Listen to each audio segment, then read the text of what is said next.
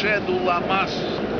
Так называли ассирийцы этих странных, внушающих ужас существ, сочетавших в себе черты зверя, человека и бога. Тело льва с мощными крыльями венчала человеческая голова, на которую была надета рогатая тиара, отличительный знак божества.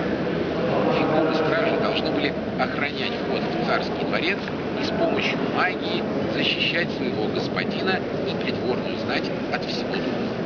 В VII веке до нашей эры ассирийский царь Ассархадон в одной из надписей описывает их как существа, которые своим видом заставляли врага поворачивать вспять, стерегли шаги царя, сделавшего их, и оберегали его путь.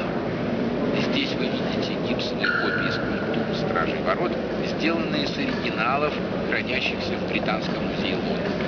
Они датируются IX веком до нашей эры. В давние времена эти фигуры охраняли вход во дворец ассирийского царя Ашурнасирпала.